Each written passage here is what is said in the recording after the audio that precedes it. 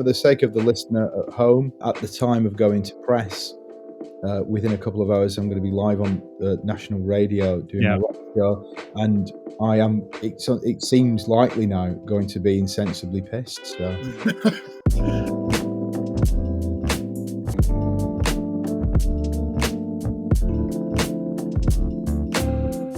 Hello and Merry Boxing Day, and welcome to a very special edition of the Planet Beer TV podcast.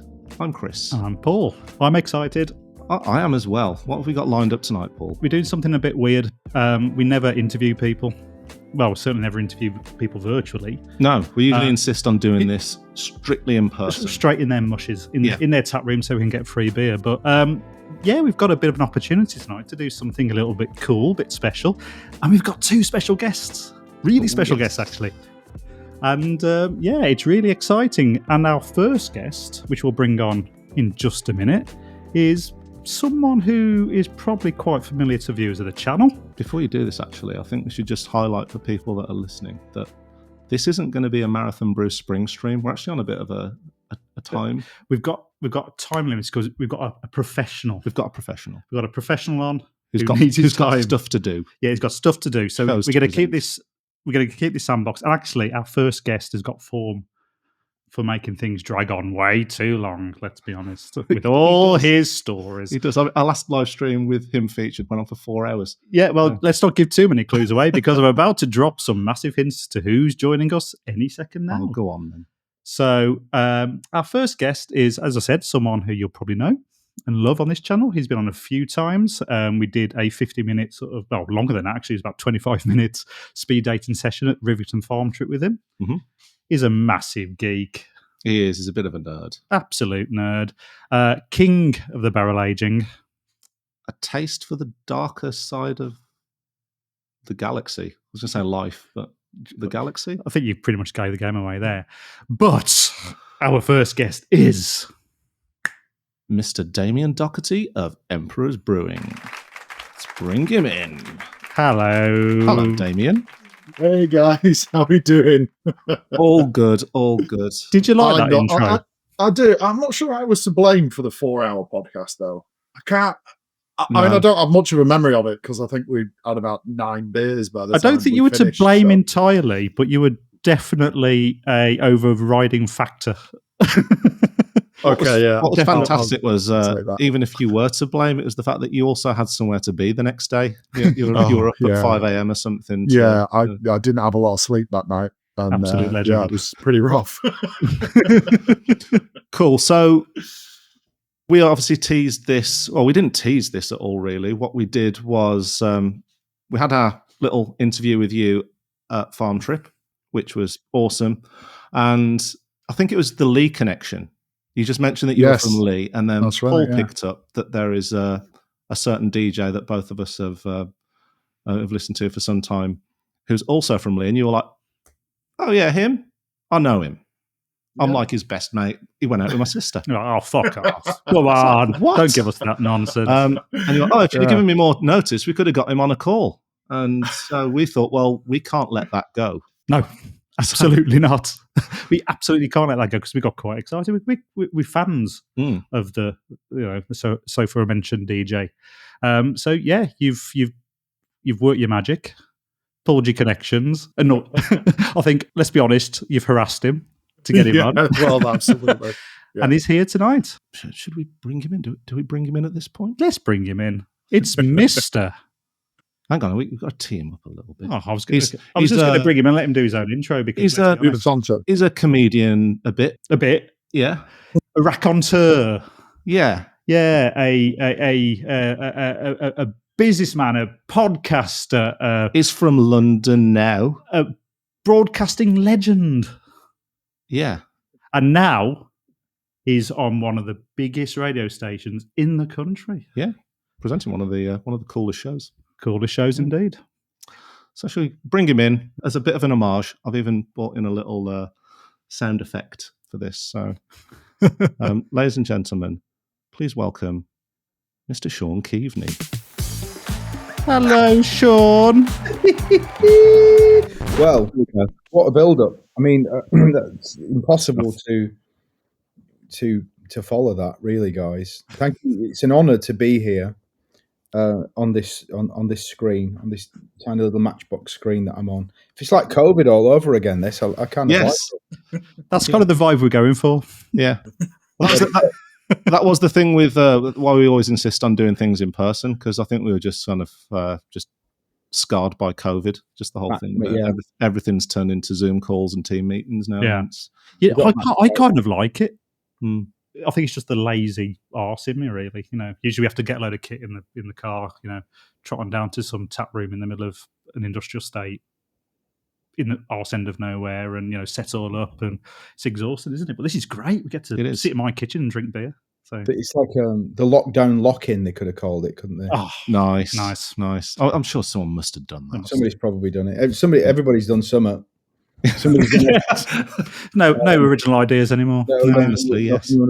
I must slightly, well, not correct you, but zone in on the ridiculous notion that I was a comedian. But it's technically true that I did try to be a comedian between the years of 2010 and 2017. But as I always say, I stopped in 2017 due to public demand. Yeah. So comedy adjacent. Yeah. That's good. That's what it is. Yeah. Yeah.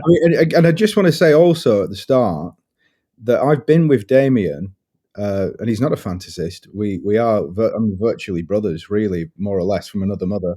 But like, I've been with him on numerous occasions when he's been surrounded by swoonsome beer acolytes and fans who've been like, Do you know him? Do you know Johnnie Walker? I'm like, yeah. No, I've been mates with him for ages. Could you think we could stand next to him? So, that's the real deal here. That's where the marrow in the bone is today.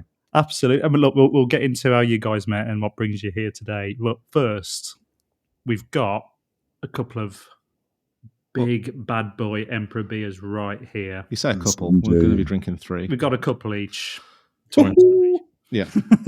And we're going to crack one open now, and then we'll get into the chit chat. But Damian, what are we drinking? Yes. So the first one is Force Ghost. So Force Ghost was aged 9 months in Frederiksdal cherry wine barrels. So Frederiksdal is a fairly famous and really high quality cherry wine out of the Nordics. So this was a second fill barrel. So there were 2 barrels of this, and it's got a little bit. We put a lot of I won't say the brand name. We put some butter toffee in the boil, and so something of the north. Yeah, well, like your grandfather. Yeah. So we put those in the boil. So it's kind of got a little. Well, it's obviously quite chocolatey. We'll probably get a little sour cherry, and then kind of a little, like I say, sweet butter toffee at the end. It's looking rather Empress-esque, and I mean that in the best possible way. Oh, it's dark for one. So. It's dark. I just mean that the head you get on that is always very reminiscent of your stuff. So on the wrong. So Shaun, you won't know. We don't say cheers on here. We say good ronking. Good ronking. Good ronking, sirs. Good ronking, guys. There's that right on message there. Look at me, on brand. On brand. Look at that. Holy shit. I did have Damian gave me one of his earlier glasses a couple of 3 years ago, and during a particularly heavy 2-bottle Emperor's Brewery session, I smashed it. And but I mean, I was also smashed at the time, so it was a double whammy. So he sent me another couple, so that's good. His stuff tends to do that to you, doesn't it? I mean, this is 11.2. It doesn't drink like that. Well, this is the baby. This is the baby one. We started with the little one because which is insane when you think about it. What are we doing?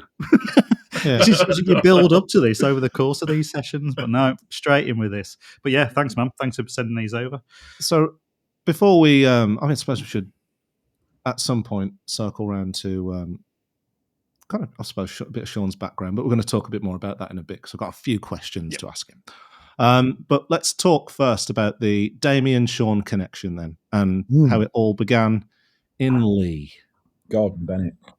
Well, I mean, unfortunately, a combination of ADD and alcohol abuse has left me with very, very sketchy memory.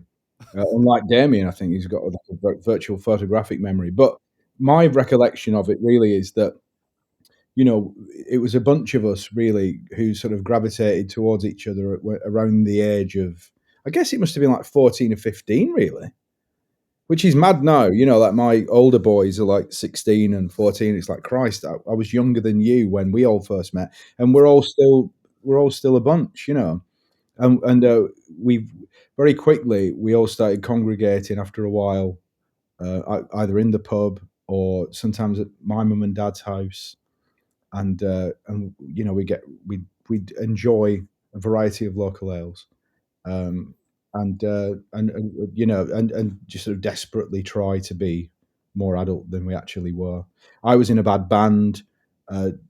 Damian was almost like a Colonel Tom Parker sort of figure, who was a sort of almost like locally promoted us. He was an enthusiast of our music, in inverted commas, and but then it just all grew from there, didn't it? And we all just, then Damian went to Loughborough University and the Swan in the Rushes.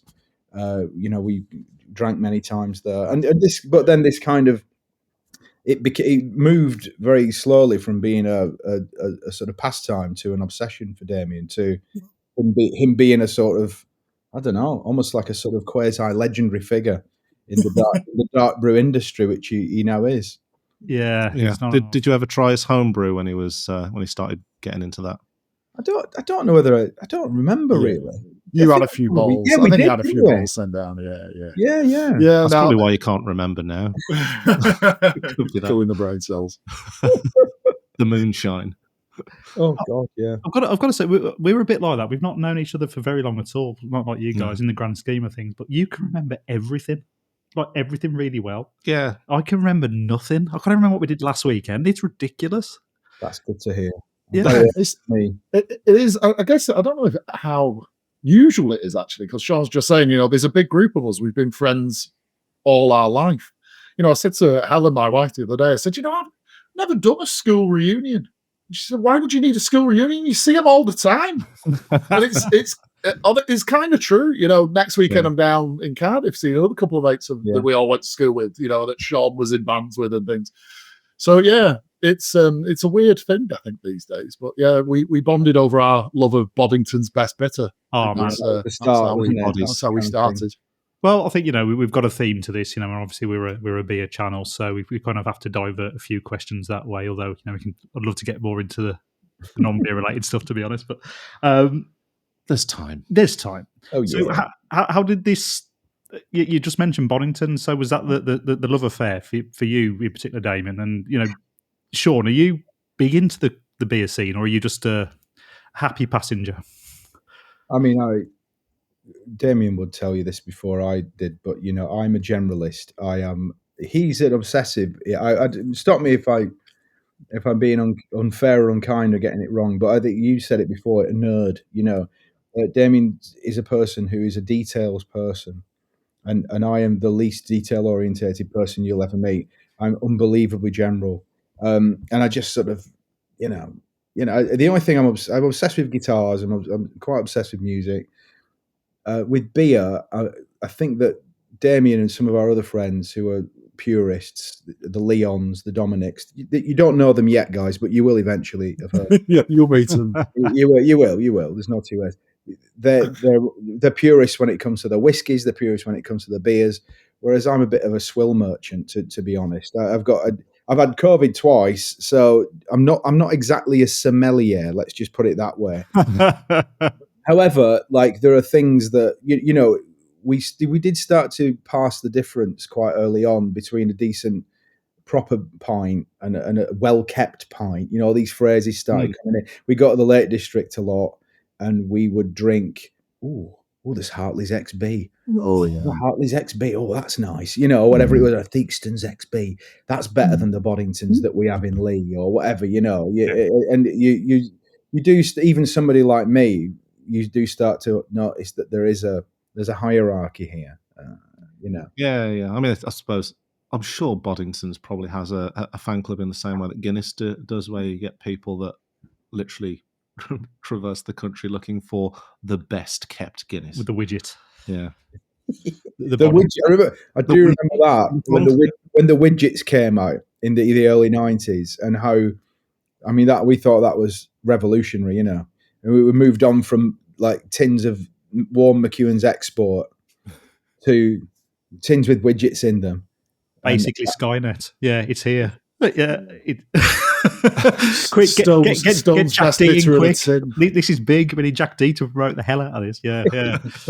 Those are good days. I mean, where we're from in the Midlands, and we've mentioned this to Damian quite a lot, we're in the Black Country, so it's kind of ground zero in the UK for really good quality cask. You know, people in London, and you know, will probably argue that, but they're wrong, clearly. So yeah, I think almost by design we were kind of brought up to know the right and wrong, or the hierarchy, as you say, of what quality is meant to be. So now that's really cool to hear. What are the? I lived in Wolverhampton for 14 happy months. Holy shit! Oh yeah, look, I've somehow lived, worked, went to university, and went out with a girl from Wolverhampton. Can't escape the place, and it keeps pulling me back in, even though I've tried my best. And now Shaun's here threatening you with Wolverhampton. And now you bring back the PTSD. I know, yeah. I spent a happy the goddamn traffic lights. I spent a happy evening at Shaun's place in Wolverhampton, eating chips and drinking Sarah Hughes Dark Ruby Mild, which I purchased. Was that the Beacon then? The Beacon, yeah. So we spent the night in Shaun's flat eating chips and drinking Sarah Hughes Dark Ruby Mild. I remember that. Quite a combo. Good night in. What were you doing in Wolverhampton? I've only really had one proper job, actually. I left, and it's difficult now. My eldest is like in sixth form, and he's like, you know, you were shit at school, actually, Dad, and then you drifted for years, and I couldn't really deny it. You know, I did that. I was like the world's worst Citizens Advice Bureau advisor for about 6 months. And then I was selling teal sweaters to elderly people for about 9 months. But then my first proper job was like writing radio adverts. And so I did that at Berkshire's Better Music Mix, 210 FM. And then I moved to Beacon FM, Wolverhampton. Beacon FM, yeah, I remember that. God. Yeah, it was omnipresent in my youth. That was, yeah. All the shitty kind of factory jobs I had, it was always playing in the background. Yeah. I mean, the adverts were the best bit, Shaun. To go back to the Beacon, were you getting served at the crotch hatch? That little corner where you're just looking at a crotch. Yeah, you have to get order from some genitals. It's a very strange setup. Yeah, it is a weird place. 2 pints a mile, please. So kind of what happened then? So Shaun, you obviously went off to do your radio career, I guess. I mean, was that very early on? Was that Wolverhampton start of it, or it wasn't? It was basically that. Long story short, like a guy who I still know very well. He works at Greatest Hits Radio now, but back then he was working at a place called London's 104.9 XFM, and I'd worked with him previously when I was a copywriter, and he just thought I might be good on the radio. He just a couple of people. It's funny, isn't it, how it's quite a fateful thing sometimes, and it just takes, because I would never have had the confidence to push myself to do that. So it was great that he sort of said, he rang me up one night when I was in my little hovel in Wolverhampton, and he was like, "You don't want to be writing radio ads. Do you want to come to London and be on the radio?" And it's made it sound really, sort of dramatically glamorous, when in fact it was 3 a.m. in Leicester Square, talking to truckers and people who were off the meds. But it was a start. It was a start. This is the thing, right? I mean, when I've listened to all manner of radio stations in the past, enough to know that like there's a definite hierarchy there. And you see when popular DJs on the slots like the breakfast slots and the drive slots, when they get moved around, you just know that they've been grafting for years to get to that position. And it's like, you're not fucking taking this off me. Yeah. Because obviously you would have had to have started in like the graveyard shift. The dregs. The cold dead hands. Yeah, there's no two ways about it. I mean, it's. I've done my time. I've done my time. Does that when you've got like the nicest possible way a more limited audience, I guess, does that let you have a bit more free reign and kind of hone your craft a little bit? Is that when you start experimenting?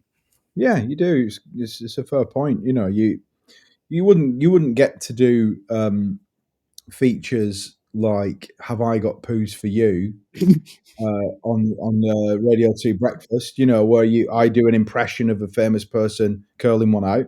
You wouldn't get to do that. Ran that like some of the poos, and you wouldn't get to do. What else did I do? Inside the Mind of Gary Bushell. I remember. Nice. And looking back on it, I was like, "This is genius. This deserves something much bigger." But it was. But you're right. You do get to do, to a degree, you get to do what you want. And then back in the olden days, though, there was this terror, which was a thing called a snoop, and your boss would say, and they'd invariably be Australian back in those days. "Shaun, you got to come in on Tuesday, and we're going to go through your Monday morning show. Let's have a snoop. Let's listen to how you're doing." And it would always just be death, because it would be the same every fucking week. It would be the same. It would be like, "You sound a little bit depressed, to be honest. Shaun. You sound a little bit down. Could you not just sort of perk yourself up a little bit? Just do a little." Maybe do a story about, like a fun story instead of And I was like, Christ almighty, I'm in the wrong gig here. But, sometimes if you just plow on, and you've got, I think the key is you have to be in a position where you can literally do nothing else. And then that engenders a kind of perseverance. And that's what I did, Yeah, like desperation and perseverance. Born of it. Yeah. So while Shaun was off finding his fortune, in the depths of the early morning slots on radio, Damian, were you starting to get into beer then? Was that around that time, or were you still a jobbing home brewer? Oh no, I was a jobbing home brewer back then. Yeah, I mean, Emperor's Brewery only really started commercially in 2017. So I was working for large American companies, with what back then was a very flash car. I had a Citroen Xantia, baby, in white. So the best thing about that job was I was 21, 22 years old, and I had my Citroen Xantia, and it had a car phone in it. Yeah. It's my God. Like basically 1994 with Never a car phone. It's like, car phone. so no, I was just doing home brewing, but always, sexy man. I know. It was. The women just rolled in. No. So over the bonnet. Yeah, exactly. No, so back then it was home brewing and drinking beer. Like Shaun says, we used to love going off to the Lake District with all the lads camping. We'd all be in these separate tents, and we'd all be stood with a pint of something, some can of something terrible that we poured into a pint glass. And they'd be lashing it down with rain. And you're drinking in the pouring rain because no tent is big enough for you to sit in. So you're all stood outside. And the beer is just getting lighter and lighter in colour. It's not going down. You're just watering it down with a torrent of rain coming out, just stood around drinking beer. We used to go to a place called the Ship Inn and the Black Bull. We once had an interesting evening in the Black Bull where we were doing pints of beer with absinthe chasers. That was a hell of a walk home, I'll tell you. Was that not the night that we ended up going by accident to there was a village hall, and there was a weird little, there was a weird little like a party or something where you paid £1 to get in, and it was all locals, and us, like 8 of us bellends turned up massively drunk looking for a late drink. And one of our mates, Al, won a raffle. He won like 50 quid or something. And 100 quid. 100 quid. He's got to buy everybody a drink, or else we're not going to get out of here alive. And he had to go, like Damian forced him to go and buy some cans to give to people. Yeah, so what Slaughtered lamb happened, vibes. Yeah. we were drinking in the Black Bull, and it's nearing closing time. And you know how every now and then you'll be drinking in a pub and you'll get on the same like piss schedule with a complete stranger. yeah. And every time you walk in, he's there. Same You're like, Waz clock. Yeah. all right. And I was drunk, and he was stood next to me again for the like 19th time that evening. I just said, "Is anywhere in town? Is there anywhere open now? Because it's closing, and we want more beer." He went, "Oh yeah, they're having a do down at the local church hall. It's just down there. Just knock on the door and tell them you want to come in." All right. So that's what we did. We knocked on the door, and this bloke went, "Yes, what do you want?" And he's like, "We're here for the party." He's like, "Okay." And it was in like a church hall with a library, and it was a weird place. So the first thing they did was they came up with a book of raffle tickets and said, "Well, if you're gonna, you need to all pay your raffle tickets for £1 or whatever it was." And yeah, Al won it, £100. And I said, and obviously all the locals, these young lads who just come in pissed up, like to our local party, have just won the raffle prize. And I'm saying, "Al, you have got to buy around the drinks. We're not making it out of here, I'm telling you." So yeah, he bought everyone a round of drinks, and then we were welcome after that. That's fair. I mean, I've had a similar experience when I was doing a pub crawl in my native Cannock in Staffordshire.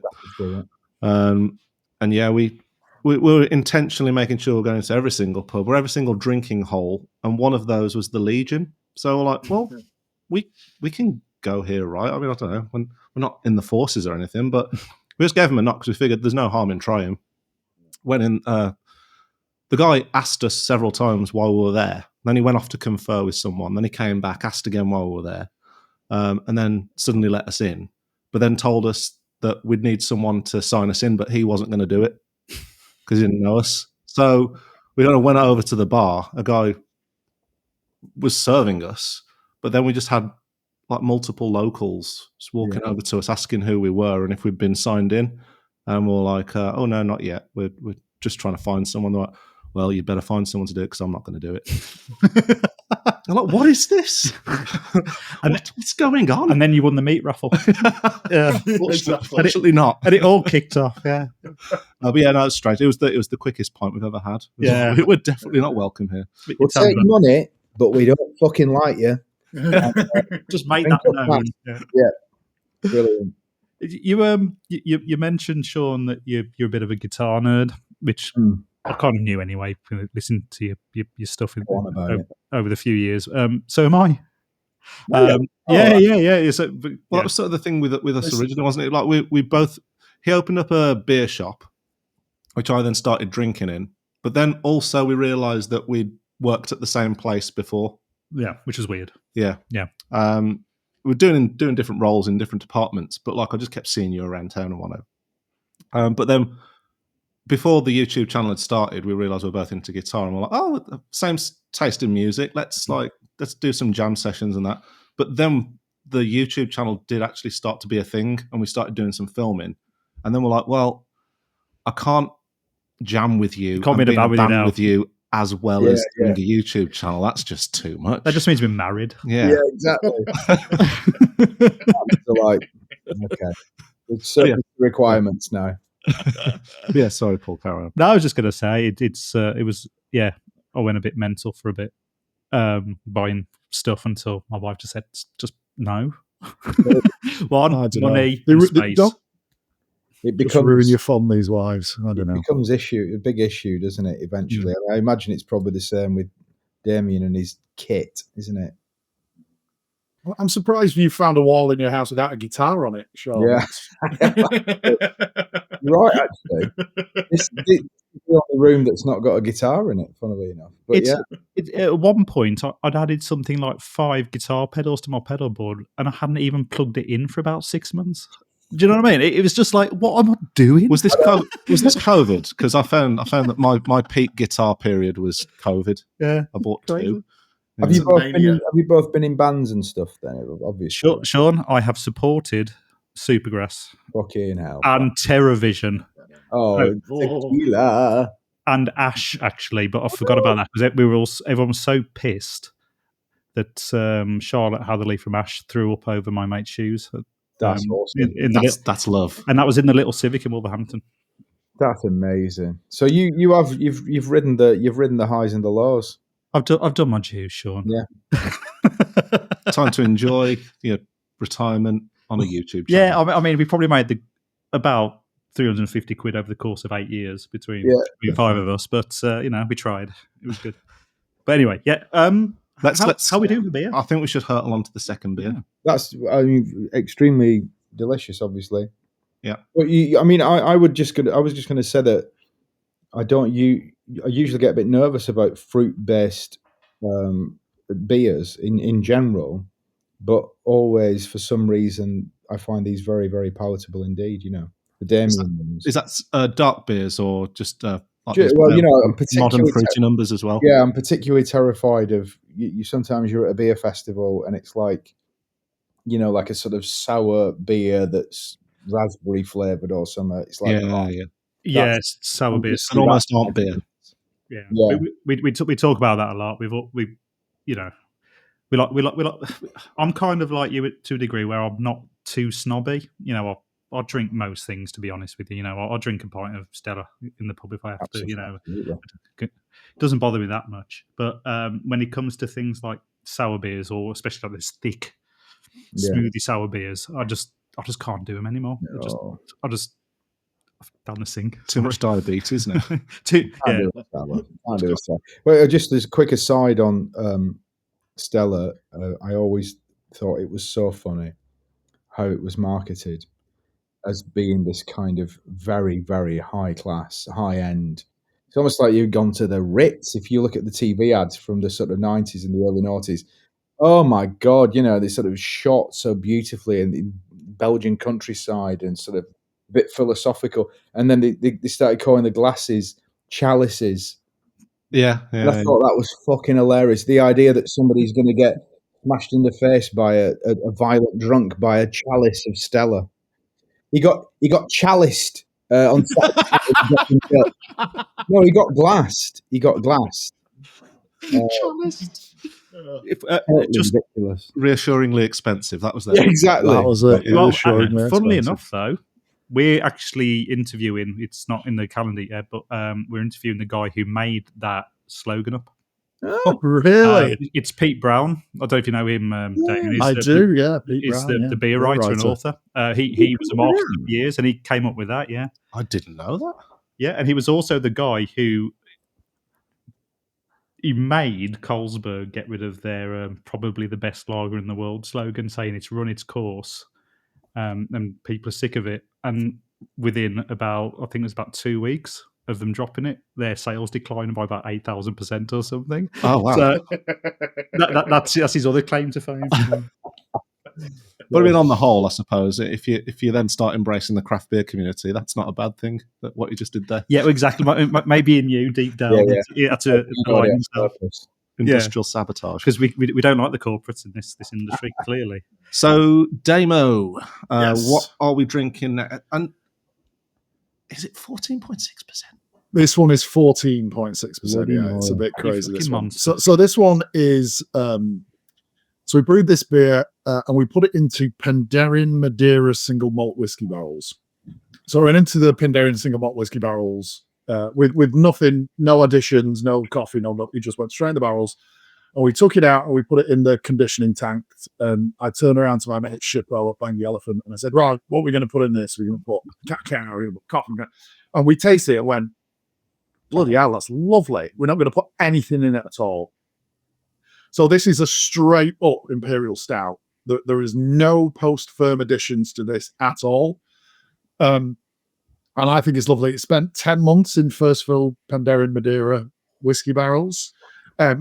This one's quite lightly carved because I really wanted the body and the barrel flavour to come through. But I don't know, this has been really popular with people. I think I've got 2-3 kegs of it left. But yeah, I really like this one. I think it's just a straight up, no nonsense, in the barrel, out the barrel, drink it. You say the thing about lightly carved. Actually, that's a good point. How often do you do that with your beers? Because obviously, impies generally you don't carbonate them too much. But no, I mean, there's nothing, in my opinion, there's nothing worse than an overcarved impy. It just takes everything away from it. The carbonic acid kind of takes the flavour, the body goes. So I generally carb mine, they're fairly low carb anyway, but this one, I dialed it back even more because I wanted the body, I wanted the barrel, you get a bit of wood, there's the sweetness there. You can taste the Madeira as well. It's a bit raisiny to it and things like that. So no, I love this beer. And in fact, next weekend the aforementioned Leon, I'm meeting Leon, our friend, and we're visiting our mate Mark, who lives in Cardiff. And I'm going to pop into Penderyn on the way, and I'm going to take them some of these beers just to say, this is what your barrel wrought. And I'm going down in the van. I'm going to go and pick up a lot more barrels. So yeah, that's the wheeling and dealing side of it. Yeah. You're never off the clock, are you? Well, we'll talk about your mental schedule in a minute, Damian, because it just exhausts me. Just reading about it on Facebook. I mean, fair play to you. What? I mean, climate change is a thing. Because of him. Listen, I've ditched the jet, mate. I've given up the price. I used to have the Learjet taking me around, and now it's just the Vivaro van, mate. It's much better now. But since that Citroen Xantia broke down, it's since the Xantia is out your life. That's a problem. Yeah, can we just have a bit of a good ronking on this, because this smells amazing. Good ronking, cheers, gentlemen. guys. Thank you. I must quickly say that I've already mentioned the dreaded C word, COVID, but in December 2020, 3 days before Christmas, I got COVID, and it was the OG one where you had to be locked in a room for 10 days. And so I literally had to spend it in a bedroom. Our youngest was like a newborn virtually. I couldn't see my kids. It was a nightmare. And almost the worst thing about it was, just before that, about 2 weeks before, Damian had sent me a load of delicious dark imperial stouts. And one of the first things to go was my taste and smell. And it didn't come back for fucking ages. And I got it again in July, and it happened again. And so my taste and smell is still not good. It's not right. It's not where it should be. But this is like one of those, if anything can get through, it's these. Yeah. You know what I mean? And I'm getting, I'm not going to do a Greg Wallace impersonation on the Please do. We're not even mentioning Christmas because we want to keep this a little bit evergreen. But William Wallace, the famous Scotsman. Thank you. There's something I wanted to ask you about that, Damian, because I've never thought about that, about carbonation. Because I've got a slight pet hate, which again, forgive me, I am what's the best word for it? A Luddite. But if I'm going to have a stout, if it's not Guinness, right, I want it to be I want it to be heavy. I want it to be sort of gloopy. I want it to be quite sweet, but with another tone of something in there, like coffee or like this, like the Madeira. And I hate the ones where you pick one up and you didn't realize, and it's a bit fizzy and it's light. I cannot. So, but I'm surprised. I didn't know that you would do any carbonation on yours, but you do you? Do you put a little bit in there? Yeah, they need a little bit of carbonation. It needs just a little bit of a lift. Okay. Because when you get a very, very like a completely flat beer, it just, there's not enough. I don't know. You need a little bit of it just to lift the flavors and lift the beer in general. But too much, and it just goes over. It's like everything. It's about balance. Everything about beer is about trying to find that sweet spot of balance between the flavors and the carbonation and the yeast profile that brings it. All those things you've just got to try and balance out. And sometimes you get it right, and sometimes you don't. I mean, it's that simple, really. Yeah. I suppose it's the that carbonation gives it that initial head when you pour it into the glass, which really you want, because imagine if you poured it into a glass and it was just flat straight from the off. Even if that was the best beer in the world, it doesn't pass the kind of sight test to start with, does it? Isn't it? Yeah. Yeah. I mean, imperial stouts in general. I mean, so I've done quite a lot of coconut in imperial stouts because I love coconut. And when you put coconut in imperial stouts, it really kills the head. Yeah. Just the oils. If you ever get a coconut imperial stout and you pour it and there's a massive head on it that stains, that's almost certainly because there's no coconut in it. It's right. flavoring. It's not coconut. Right. Because Some kind of there's weird no way essence. to. Yeah, they've used flavor, and I'm not having a go at that. I mean, that's perfectly valid in my opinion. But if you've got real coconut in there, the oils and things, they kill the head flat and it just goes. But talking of balance, Shaun, we really got into your podcasting over the past couple of years, and the daily grind in particular. We've both been talking about, haven't we? Quite a lot independently. But speaking of balance, how do you do a podcast a day? I mean, that must have been a killer. I'll say, yeah, just I suppose just for any kind of background for people who aren't aware of what Shaun's There's 7 or 8 people in the UK who don't know about that. All 3 of you. But you started out on, well, where we came to know you was definitely Six Music, because I think you were there for a good number of years, weren't you? You were 14 altogether. Yeah. There we go. So you were there. I remember your slot moving around there. You had the morning slot. I beg your pardon. I know. We were misses. We all heard about your slot moving around the radio station. Then you vanished. Then you left. And then I think you went and pursued other stuff like I think you did something around the creative ideas. Yeah, I did. I did 15 hours a week at the Costa in Cricklewood, and I did a bit of work at Aldi as well. I got to junior manager there. Nice. But it was worked at B&Q. You worked at B&Q. That's how I ended up on the adverts. He was working in the power tools department, and they needed an advert doing. So that's how he got that. Is this where Community Garden came from? Yeah, basically. Yeah, it's true actually. Yeah, I mean that's funnily enough, that's almost exactly to the day 3 years since we started. We have a Patreon radio program basically called Community Garden Radio, and it grew out of the last link that I ever did on Six Music, which like if you're gonna go, you got to go, And I remember my producer, lovely Phil, former fire warden Phil, said, "I know you don't like writing shit down, but I think you should sort of write something for your last link, because otherwise it will just be like you'd be too emotional." And it was good advice, and it was a bloody long one. It was about a 10-minute link, Yeah. But basically in it, I sort of it was like a love letter to radio. That's what it was. I was trying to not make it all about me, even though it was, but to sort of say the community that you create when you do a radio program is it's bigger than just it's just a radio show. It's a big thing, and it's like a garden, and everybody comes and tends it. It was a metaphor, and I ran with it, and we're still doing it, and we do it every Wednesday, more or less. Every Wednesday we do it, and I get to just do whatever the fuck I want. Yeah, and I get to. There's no Ofcom or anything like that. I mean, I'm not Joe Rogan. I'm not a prick like that.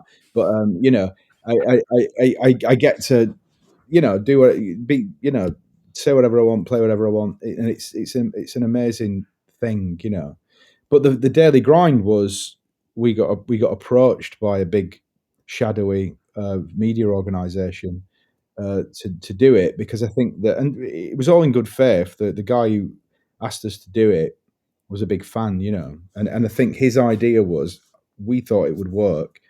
You're great on the radio. Let's do the kind of thing you did on the radio in a daily podcast, and it will be great. It'll be golden, and then we'll all be like literally like our only problem will be what we're going to spend all this money on.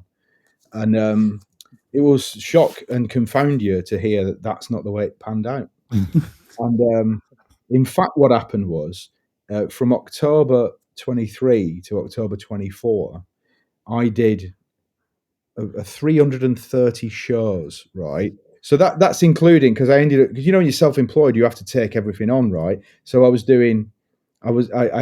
did like 2 months of the Radio 2 Folk Show. I was doing my Patreon show. I was doing all these other kinds of jobs and fillings. I was doing a Radio 4 podcast at the time called Your Place or Mine. And I was I nearly died. I was like, I've got a very slow, Damian will tell you, I'm like, I really should have been a turnip picker in the 17th century. It's not even it sounds like an exaggeration, but that I would be happiest like with a piece of straw picking some some venison out of my teeth on the like in Constable's hair weighing or something. But instead, I'm doing 330 fucking shows, And in the end, again, I've said this a lot, but like I've turned into like I've wound down more shows than a sort of unsuccessful theatre impresario. Every time somebody comes up to me and says, "I really love that podcast that you do," I say, "I don't do it anymore." What? Yeah, your place or mine? No, we've stopped doing that. Daily Grind? No, stop doing that. So I'm trying to retire myself, but unfortunately, I've still got millions of pounds worth of debt to service. Yeah. No one will let you. Yeah, that happens to me quite a lot. Yeah, that's cool though. I don't see that as a negative, because I think there's nothing worse than letting something go on for longer than it kind of needs to, and kind of outstaying its welcome. I actually think that, to all his faults and stuff now, or whatever, Ricky Gervais. Oh no. He's always had the right idea of doing like just a 6-episode thing. Yeah. Moving on. 6-episode thing. I mean, the Americans showed what can happen when you can take an idea and then turn it into 20 seasons. Well, they do that. Yeah. I suppose that's that American model where they have 25 writers or something. Yeah, exactly. But weirdly, it's funny you should mention that, because last night I indulged myself in what has now become a bit of a Christmas tradition, which is watching the Christmas episodes of The Office. Oh yeah, just peerless, so good. So he's very. I mean, Ricky's a funny one, isn't he? He's a bit of an unusual person in a lot of ways, and some of the things that he says and does, I'm a bit like, oh really? But he's a stone cold locked on genius for the things that he's done right. Yeah. They're just like he's one of the best. He's one of the best writers, well, definitely in the industry, I think. Yeah. But he's really good for what he does. That's quick aside on that as well.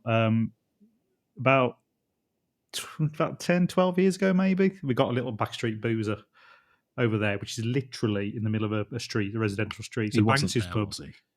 No, he wasn't. But we were sat there on a unassuming Thursday night, and we were getting a bit pissed, me and my mates. And the guy, I forget his name now, is more than this character now. But the guy who plays Finchy from The Office. Oh yeah, I know. Yeah, he walks in with and lights up a cigarette in the smoking area of the beer garden. We were like, is it Ralph something? Ralph Innocent. Yeah. Ralph Innocent. That's it. Ralph Innocent. Well done, now. And my mate looked at him.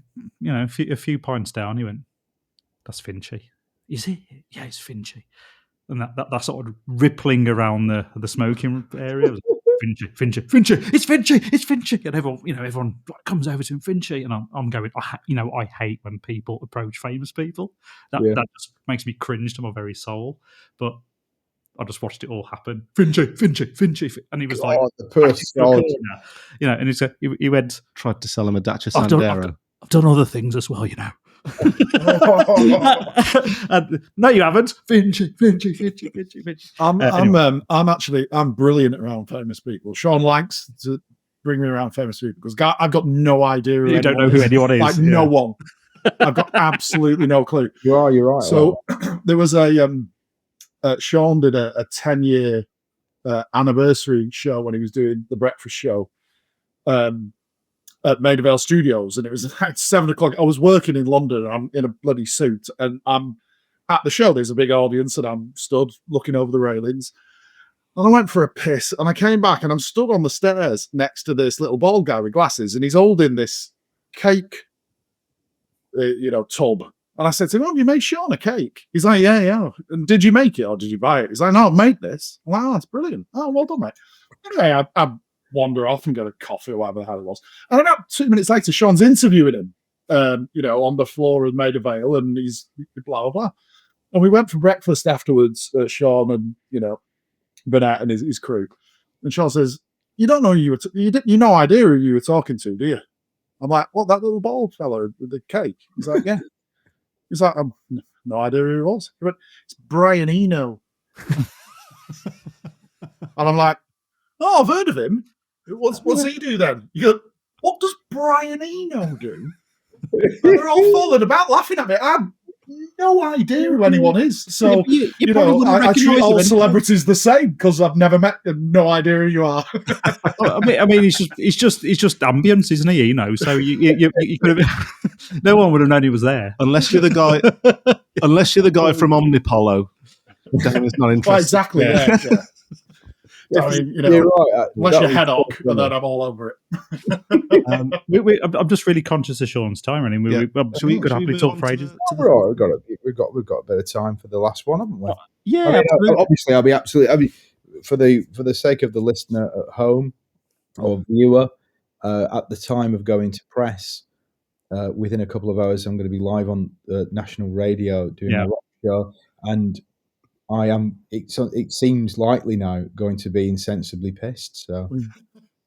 So tune in. I've told all my mates you've got to tune into the rock show tonight because it's going to be awesome. We are absolutely going to do that, and also I want to talk to you a bit more about music as well, Sean. That right there's the hook, though. By the way, yeah, that's the hook of the episode. There's the teaser. There's the social teaser. Absolutely. But cool. But just sorry, Damon. I forgot to compliment you on your beer. So much raisin, phenomenal. Raisin. Excellent, mate. We've been talking a lot recently about like non-adjunct stouts, weirdly, because some of our favourite beers of the year have been exactly that. No frills, just really well made. Stop fucking putting stuff in them, you know. Not you though, Damian. You know what you're doing. But you know what I mean? It's like you hit critical mass sometimes, don't you, with a certain style or trend or something. Where you know that this year's Stoutzilla by Umbard, which is never really. I've always really liked it, but it's never blown my socks off or anything. But this year has just been spectacular. It just seems to have like pared everything back. Yeah, in terms of like trying to make by trying to make it better, they've made it like almost less of everything, but it's just balanced it completely, and it's just been wonderful. So yeah, this is it's like the New Barn. What was the New Barns one? Plain stout. I can't remember. There's plain dark stout. That's it. Lovely. They did a plain ordinary mild as well, which wasn't so good, to be honest with you. But the stout was great. Yeah. Go on. Sorry, please. No, so I was just wanting to tell you about the last beer. So this one is actually weaker than the one that we just had. Only 13.8%. But the reason this has gone last is this beer spent just over 3 years in an Isla whiskey barrel. I'm not allowed to tell you which barrel it is. Frog. But that'll be my first and second guess because that's where I've run out of Isla whiskey distillers. Yeah.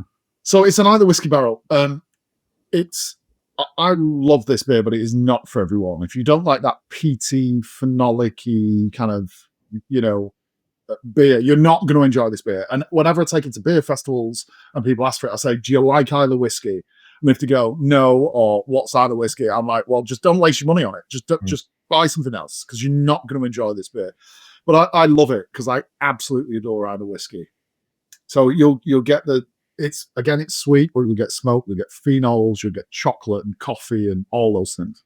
I'm going to Isla in April. So love it. Can't wait for that because the guys I'm going with I'm new to the whiskey scene, really. Like I think I went to my first whiskey tasting with me, with you, like probably only a year ago.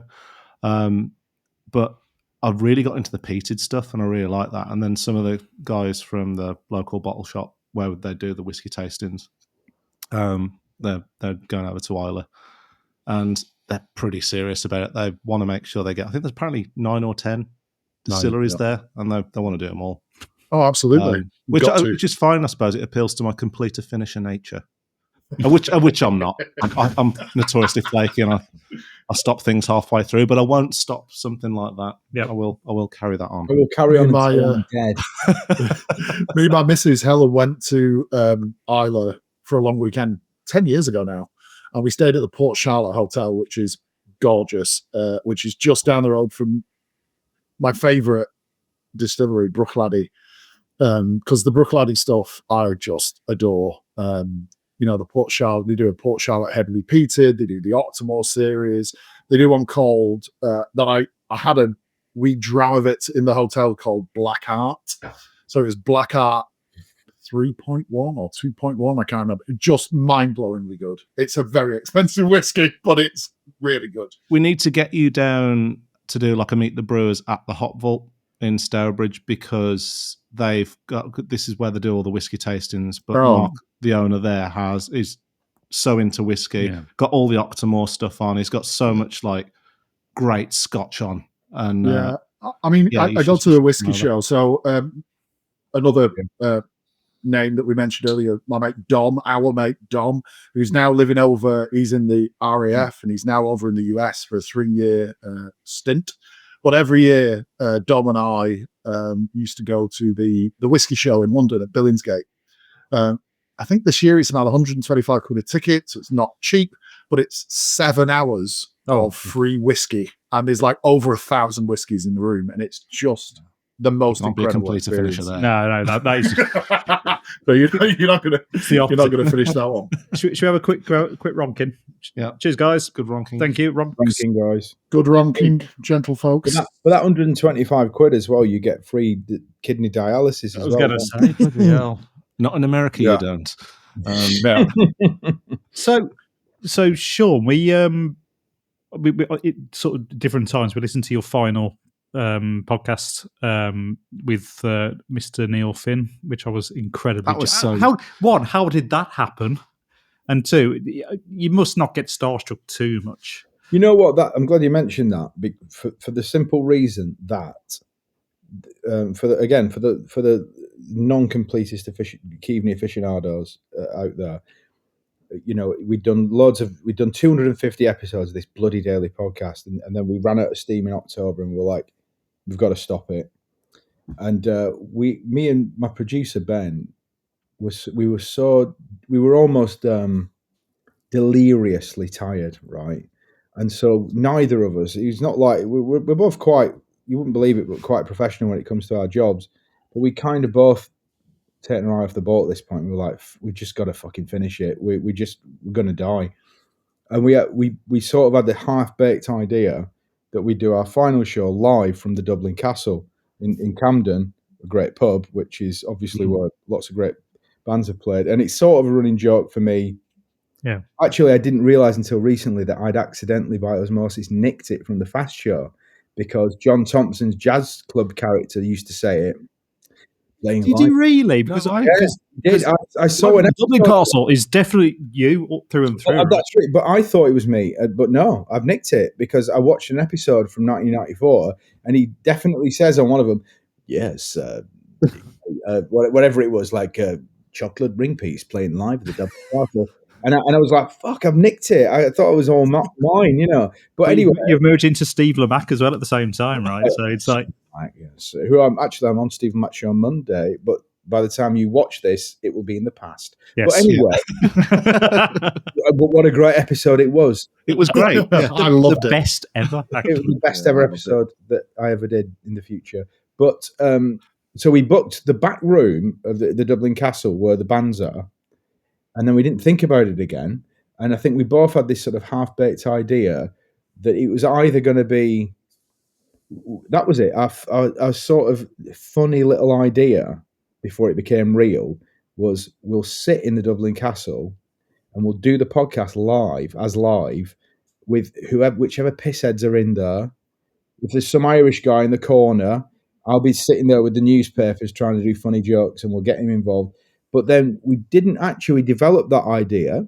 And then it came to the day, like 2 days before, me and Ben sort of looked at each other and were like, fuck, we can't do that. That's a stupid idea.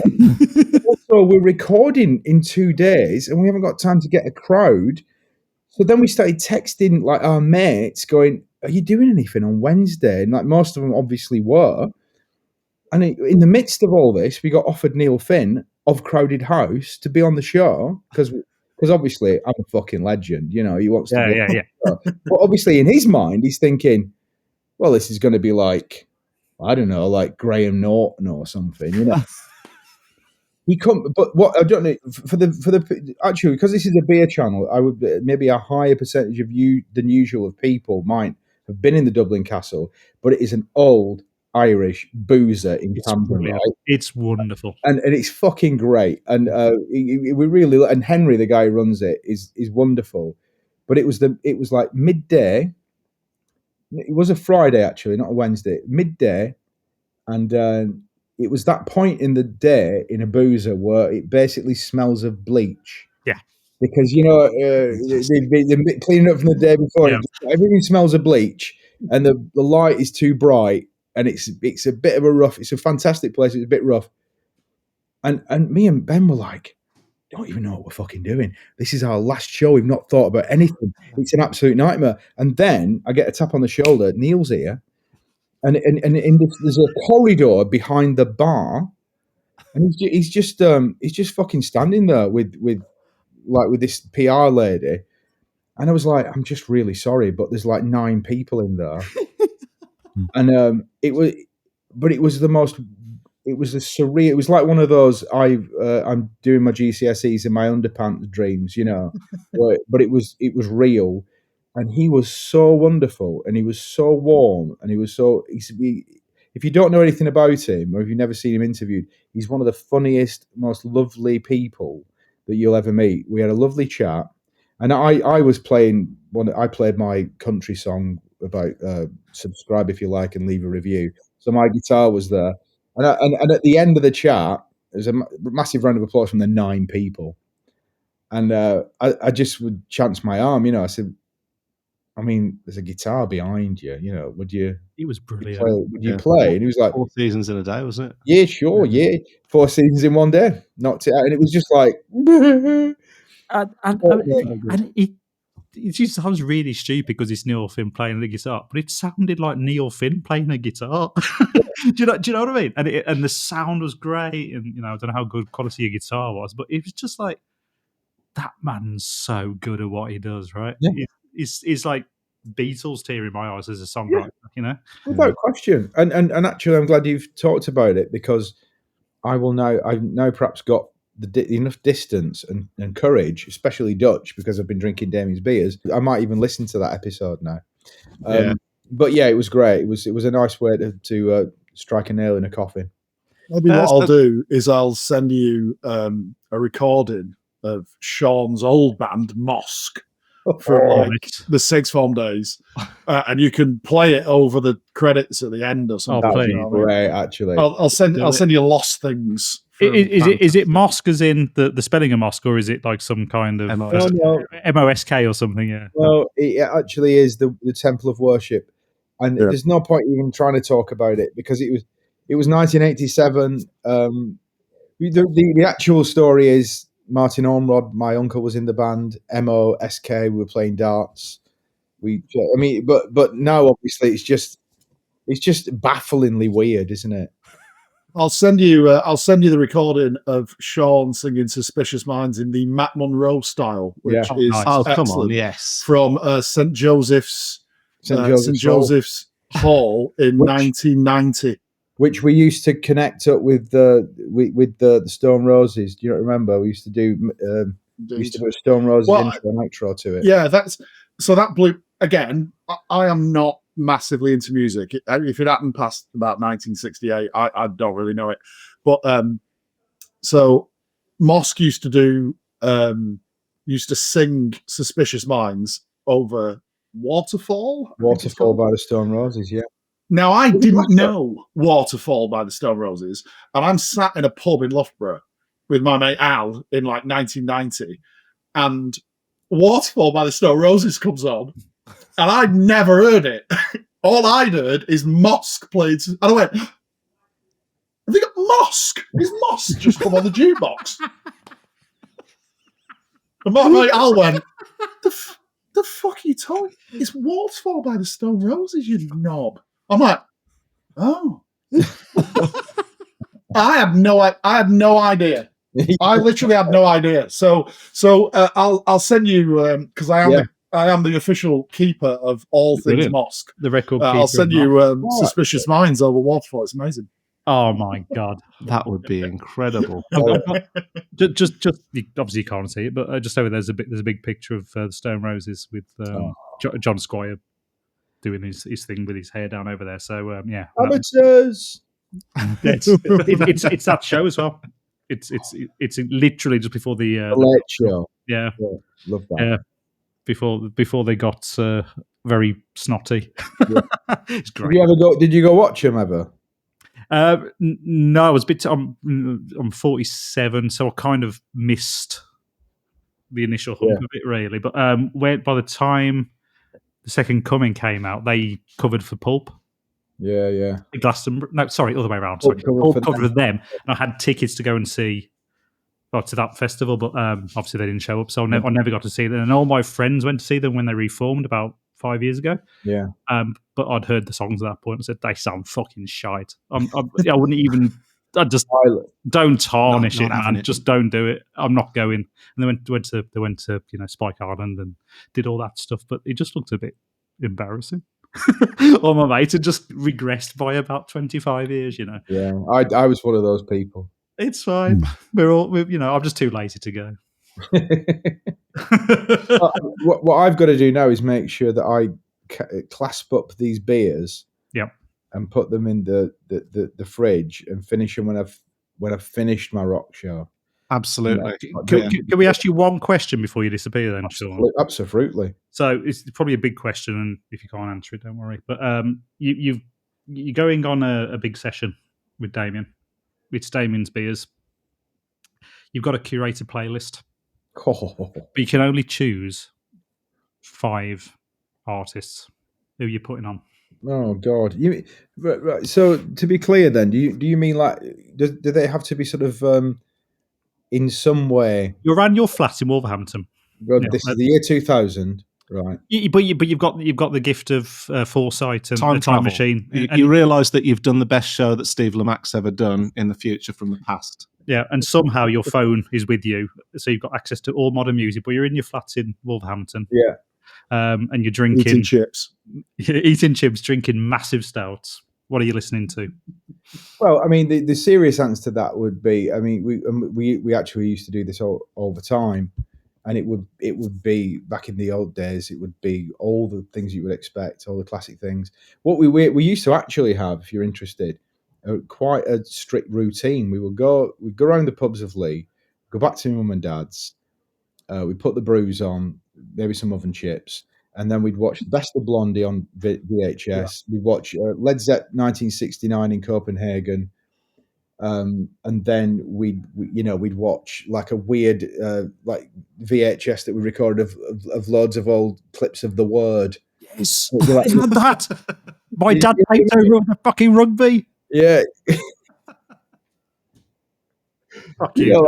It's so weird, isn't it? What people do when they're drunk. But like, I mean, I would say that if I was going to put together a really well curated playlist for drinking, maybe 3 or 4 of Damian's beers. I mean, obviously, simply the Best by Tina Turner. I would think something like Golden Brown by the Stranglers. Oh, heroin. What was that one by the Divinals? Where I shot myself.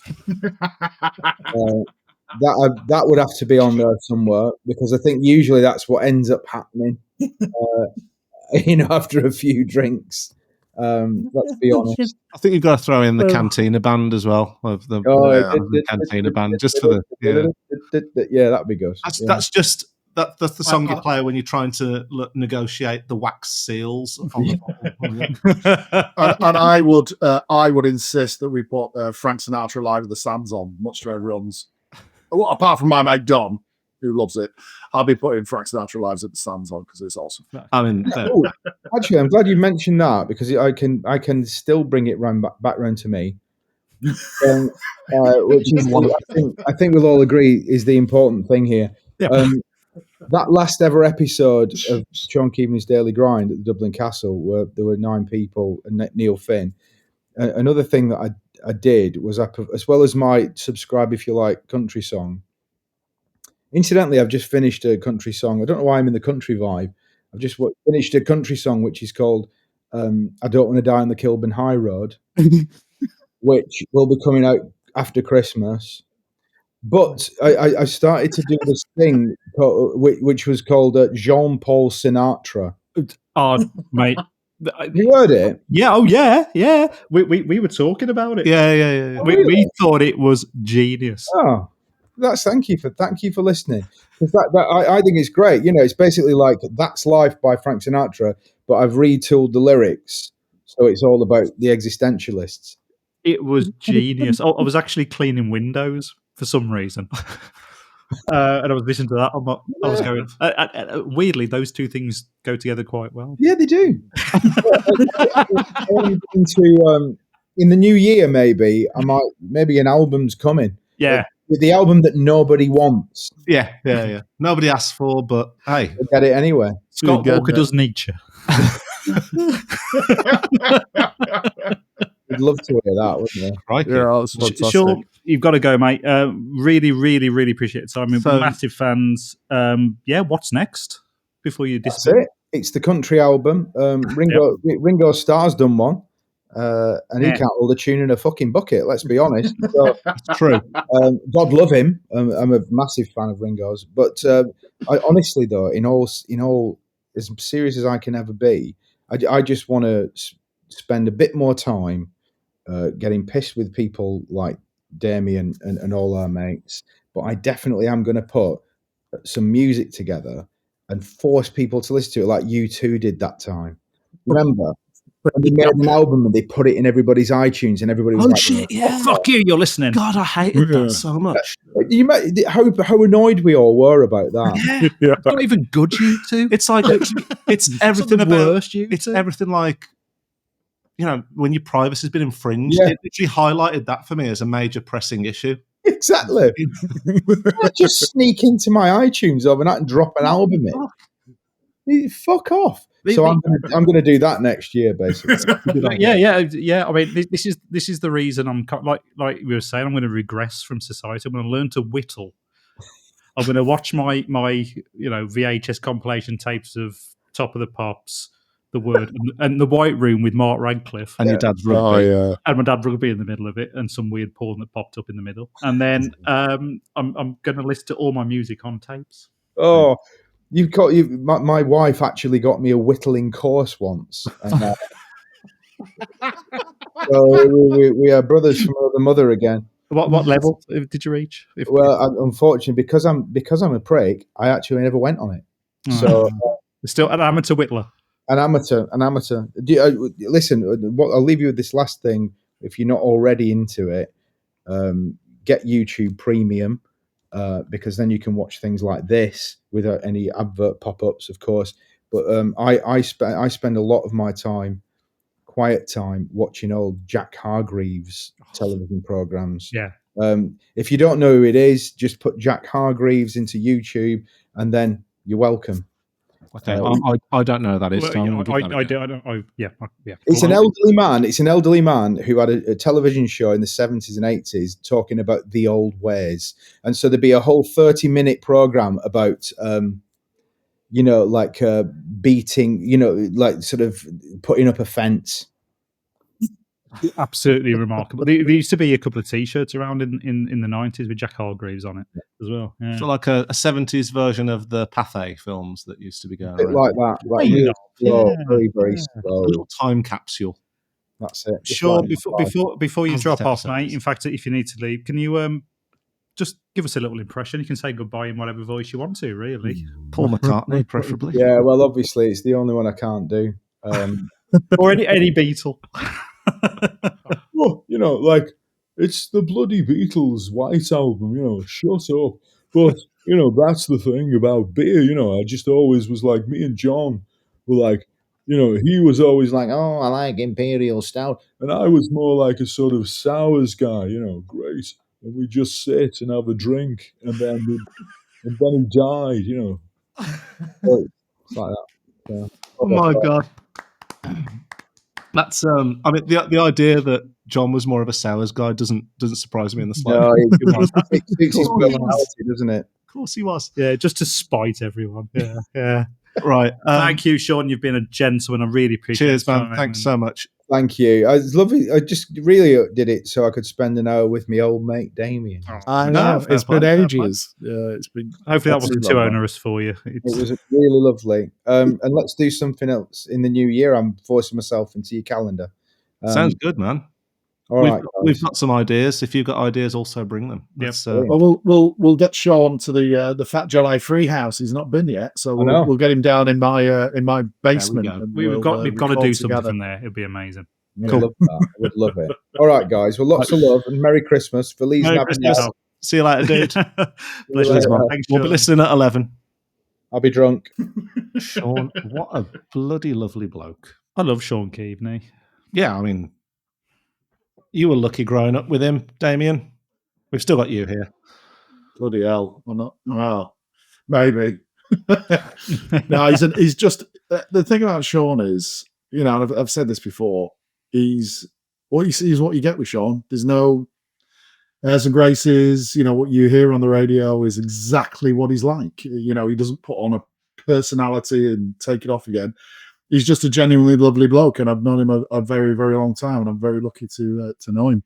It's an interesting parallel I draw between him actually, because you know, again, listening to him for years, you know, best part of decade and a half, really. You know, the community aspect of his shows sort of drive the progress of his shows, right? And they don't become what they become unless the people who are listening to him contribute to that. And you know, the parallels between that and kind of this scene, the craft beer scene, and the people who sort of follow and worship and adore their favourite brewers is a bit obvious, really. You know, I think your stuff in particular, Shaun was making a bit of a joke about the fact that, you know, everywhere you go, you become the rock star in these in the beer festivals and whatnot. But it's true, right? It's like, do you take influence from people you meet who asking for perhaps things that you should be doing or you can try, or, you know, giving you suggestions for stuff? Does that influence your brewing process in any way, shape or form? I mean, yeah. I mean, I've met... Yeah, so just to kind of come back to Shaun, I mean, he... I'd say he's a very genuine guy. I mean, I used to joke to him, you know, and say there are certain rooms where I'm more famous than you are, mate. Which was kind of a joke because he's kind of famous. But yeah, I mean, I've been to beer festivals as a punter, you know, and I always dress like this. This is the uniform. So everyone always knows who I am. And people have come up and said nice things about the beer, but they're like, oh, you should do one with, you know, blah in it. And have you ever thought, oh, I did a really good homebrew, which was, you know, banana, pistachio, and olive. I don't know. You know, and people are always giving me ideas, and I'm like, oh, yeah, I'm gonna give that a try, actually. Mm-hmm. And in the kind of early days, and with a few of the collabs, we used to put out the naming. Like, name the beer for us. You know, it's got to... So, in fact, hilariously, I was at Black Iris Brewery, and we've just rebrewed a beer called Princess Slayer. Nice. Oh, yes. And that actually was a beer that we did in 2018 as a collab.